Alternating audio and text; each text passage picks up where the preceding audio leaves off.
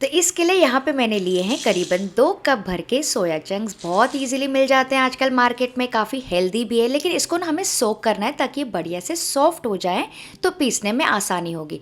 तो इसके ऊपर मैं डाल दूँगी गर्म पानी और फिर इसको भीगने देंगे करीबन 10 से 15 मिनट के लिए। आप चाहें तो इसको सॉफ्ट करने के लिए जल्दी से 1-2 बार उबाल भी सकते हैं। तो इसको ऐसा थोड़ा थोड़ा दबा लीजिए ताकि अंदर तक के अच्छे से सोक हो जाए। तो इसको ऐसे ही छोड़ देंगे। तो चलिए करीबन 15 मिनट के बाद मैं आपको दिखाती हूँ, अच्छे से फूल गए हैं, सोक हो गए हैं, सॉफ्ट हो गए हैं। तो अब ये वाला जो पानी है ना, सबसे पहले इसको छान देंगे। ये वाला पानी बिल्कुल नहीं चाहिए और इसके ऊपर भी ना थोड़ा सा और पानी डाल के इसको ना थोड़ा मैश करके साफ़ कर लेंगे या फिर रिंस कर लेंगे, क्योंकि इसमें जो थोड़ा बहुत अलग टाइप का टेस्ट होता है ना, वो निकल जाना चाहिए। आप चाहें तो इसको नल के नीचे भी इसे धो लेंगे ना, तो काम जल्दी हो जाएगा। तो मैंने इसको अच्छे से धो लिया, इसका एक्सेस पानी निकाल दिया। अब क्या करेंगे, थोड़ा थोड़ा पोर्शन लेंगे अपने हाथों में और अपने हाथों के बीच, दोनों हाथों के बीच, ये देखिए इस तरह से ऐसे एक्सेस पानी पूरा स्क्वीज़ आउट कर लेंगे। बहुत ज़्यादा एक्स्ट्रा मॉइस्चर हमको इसमें नहीं चाहिए। तो इसको निकाल के ऐसे प्लेट में रख देंगे और इसी तरह से सारे सोयाबीन को ऐसे स्क्वीज़ आउट कर लेंगे एक्स्ट्रा पानी अपने हाथों से और अलग रख देंगे।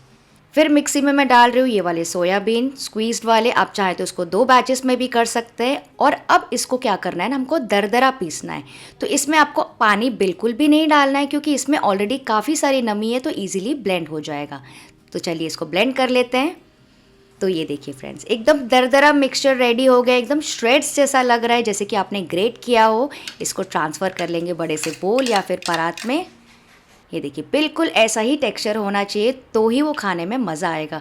तो यही जो है ना मेन काम था इस रेसिपी में। अब आगे जो है ना, रेसिपी बहुत आसान है, बस अब सारे इंग्रेडिएंट्स इसमें ऐड करना है।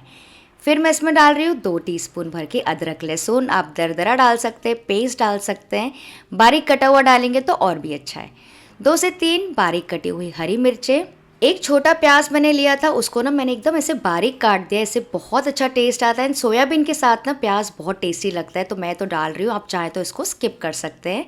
फिर स्पाइसीनेस के लिए मैं डाल रही हूँ 1 टीस्पून भर के रेड चिली फ्लेक्स और कलर के लिए बस आधा टीस्पून रेड चिली का पाउडर, कश्मीरी वाला यूज़ कर रही हूँ, आधा टीस्पून ज़ीरा पाउडर।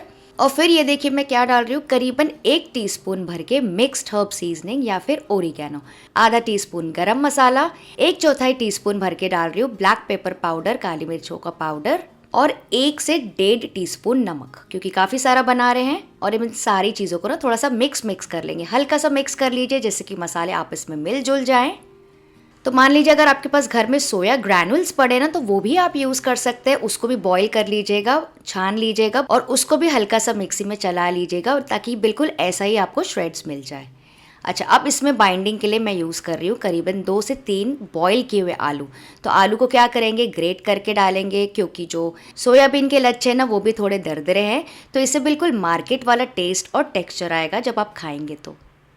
अच्छा, मैंने इसमें सिर्फ आलू डाला है बाइंडिंग और टेस्ट के लिए, पर अगर आप चाहें तो इसमें ब्रेड क्रम्स डाल सकते हैं या फिर एकदम बारीक कटी हुई मिक्स वेजिटेबल्स डाल सकते हैं, जो भी आपके घर में अवेलेबल है, इसको और भी ज़्यादा न्यूट्रिशियस बनाने के लिए, अगर आप बच्चों के लिए बना रहे हैं तो। फिर इसमें बाइंडिंग और क्रंची टेस्ट के लिए डाल रही हूँ 3 टेबलस्पून भर के कॉर्नफ्लावर यानी कि कॉर्नस्टार्च यानी कि एरारूट। ठीक है, सारे ऑप्शंस मैंने आपको बता दिए, मतलब सारे नाम आपको मैंने बता दिए। थोड़ा सा फ्रेश धनिया और मिक्स कर लेंगे और इसको आटे जैसा गूंथ लेंगे, जैसे कि सारी चीज़ें अच्छे से इकट्ठा हो जाए। तो ये जो है ना काफ़ी ज़्यादा फ्लेवरफुल, टेस्टी और क्रंची बनता है। बिल्कुल वो जो फ्रोज़न पैकेट्स में मिलते हैं ना नगेट्स, बिल्कुल वैसा ही टेस्ट आएगा घर पे भी।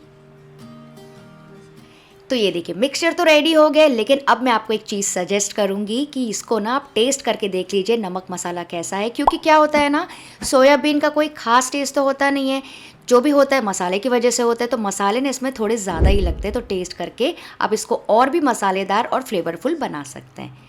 ठीक है, अब अपने हाथों में हल्का सा तेल लगा लीजिए और थोड़ा थोड़ा पोर्शन लेंगे और अपने हाथों से ना ऐसे रफ शेप बनाएंगे नगेट जैसा, मतलब कोई फिक्स्ड ओवल राउंड नहीं बनाना है, थोड़ा सा रफ शेप दे दीजिए ओवल जैसा। और फिर ऊपर ना अपने फिंगर से ऐसे इंप्रेशंस दे दीजिए, बिल्कुल ऐसा रफली शेप लगना चाहिए, बिल्कुल वैसे ही लगेंगे जैसे कि KFC या फिर बर्गर किंग में जो नगेट्स मिलते हैं ना, वैसे। अच्छा, अगर आपको इसके नगेट्स नहीं बनाना है तो आप इसकी राउंड टिक्कियाँ या फिर कटलेट्स भी बना सकते हैं, बड़ी टिक्कियाँ बना सकते हैं और बर्गर में डाल सकते हैं, क्योंकि आजकल सोया बर्गर भी काफ़ी फैशन में है, तो वैसे भी आप ट्राई कर सकते हैं। तो ये देखिए सारे रेडी हो गए। तो अब इनको ना हमको ऐसे ही फ्राई नहीं करना है, इसको हमको बनाना है एक्स्ट्रा क्रंची। तो उसके लिए हम क्या करेंगे, बोल में ले रहे हैं 3 टेबलस्पून भर के कॉर्नफ्लावर या फिर कॉर्नस्टार्च या फिर आप चावल का आटा भी ले सकते हैं। साथ ही डाल रही हूँ 3 टेबलस्पून भर के मैदा, आधा टीस्पून नमक। मिक्स कर लेंगे और अब थोड़ा थोड़ा करके पानी ऐड करेंगे और एक घोल जैसा तैयार कर लेंगे, स्लरी तैयार करेंगे। लेकिन जो घोल है ना फ्रेंड्स, आपका बिल्कुल भी गाढ़ा नहीं होना चाहिए, वरना जो बाहर की कोटिंग है ना एकदम मोटी मोटी सी होगी, वैसा बिल्कुल नहीं चाहिए। जो स्लरी है, जो घोल है, थोड़ा सा पतले साइड होना चाहिए, पर बहुत ज़्यादा पतला भी नहीं होना चाहिए, बिल्कुल इस तरह से। तो ये तो हो गया डिपिंग की तैयारी। अब बाहर की कोटिंग के लिए ये देखिए मैं यूज़ कर रही हूँ ये फीके वाले कॉर्नफ्लेक्स, करीबन 1 से 1.5 कप। इनको हम क्या करेंगे ना, स्लाइटली क्रश कर लेंगे। तो इसको क्या करेंगे ना, कटोरी से या फिर पाव भाजी मैशर से इसे थोड़ा थोड़ा क्रश कर लीजिए। बिल्कुल चूरा जैसा नहीं बनाना है, थोड़ा थोड़ा क्रश कर लीजिए ताकि वो फ्लेकी और क्रिस्पी टेक्सचर मिले हमको बाहर से। अच्छा, आज मैंने इसमें कॉर्नफ्लेक्स की कोटिंग की ताकि वो केएफसी और बर्गर किंग वाला टेक्सचर है, पर अगर आप चाहें तो इसमें ब्रेड क्रम्स कोट कर सकते हैं, या फिर वो पतली भुनी हुई सेवइयाँ मिलती है ना मार्केट में, जो हम शीर खुरमा के लिए यूज़ करते हैं, उसको बारीक करके उससे भी कोटिंग कर सकते हैं। वो भी काफ़ी ज़्यादा टेस्टी और क्रंची बनता है। तो अब एक नगेट उठाएंगे, इसको डिप करेंगे इस घोल में, फोक से कीजिएगा तो इसका एक्सेस निकाल देंगे और इसको तुरंत से डाल देंगे कॉर्नफ्लेक्स के चूरे के ऊपर और इसको सब तरफ से अच्छे से कोट कर लेंगे। ध्यान रखिएगा सब तरफ से कोटिंग एकदम बराबर होनी चाहिए। और मान लीजिए अगर आपको ऐसा लग रहा है ना कि एक बार में पूरी कोटिंग नहीं हो रही है, तो आप इसको डबल कोट भी कर सकते हैं। वैसे भी कोटिंग एकदम बढ़िया सी हो जाती है और उससे आपको एक्स्ट्रा क्रंची बाइट और टेक्सचर भी मिलेगा। तो बस मैंने सारे नगेट्स को डिप कर लिए घोल में, कॉर्नफ्लेक्स में कोट कर लिए अच्छी तरह से, सारे बढ़िया तरीके से कोट हो गए ये देखिए। तो अब आप इसको स्टोर कर सकते हैं कोई भी एयर टाइट कंटेनर में। ये फ्रिज में ना 2 दिनों तक के अच्छे रहते हैं, लेकिन अगर आप चाहें तो इसको फ्रीज भी कर सकते हैं, कोई भी डब्बे में डाल दीजिए या फिर जिपलॉक बैग्स में भी डाल सकते हैं। और बिल्कुल जैसे वो फ्रोजन पैकेट्स में मिलते हैं ना नगेट्स, बस निकालिए और डायरेक्टली गर्म तेल में तल दीजिए। नेक्स्ट यहाँ पे मैंने तेल रखा है मीडियम हाई फ्लेम पे फ्राइंग के लिए। इसमें थोड़े थोड़े करके डालते जाएंगे, इसको फ्राई करेंगे बैचेस में जब तक ये बढ़िया से गोल्डन ब्राउन और क्रंची ना हो जाए।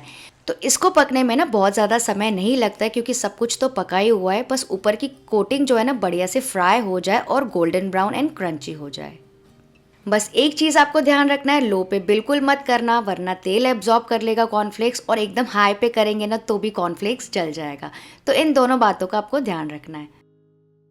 अच्छा, जब तक ये फ्राई हो रहे हैं मुझे ये कमेंट करके बताइए क्या आप भी मेरी तरह वेजिटेरियन हैं? येस या नो में आप आंसर दे सकते हैं, और अगर येस तो आपकी कौन सी फेवरेट सोयाबीन की सब्जी या फिर रेसिपी है?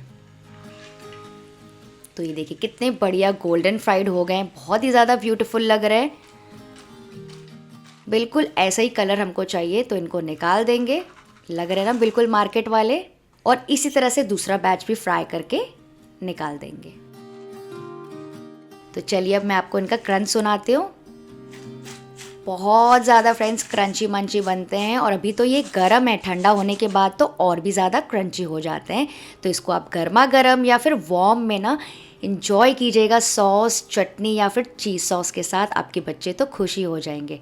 तो ये देखिए अब इसको फ्राई किए ना करीबन 40 मिनट हो गए। अब मैं आपको इनका क्रंच सुनाती हूँ फोक से।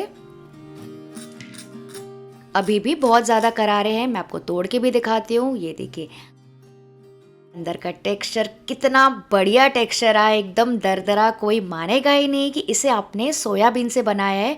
तो ये 100% वेजिटेरियन है, पर लगता बिल्कुल नहीं है। तो फ्रेंड्स इस रेसिपी को ट्राई ज़रूर कीजिएगा। और वीडियो अगर थोड़ा भी पसंद आया तो आपको पता है क्या करना है, लाइक शेयर एंड सब्सक्राइब। और अगर आपको रेस्टोरेंट स्टाइल सोयाबीन कढ़ाई मसाला की सब्जी देखनी है तो यहाँ पे वीडियो को क्लिक करके चेक कर सकते हैं। चलिए आप सब अपना ख्याल रखिएगा, बाय बाय।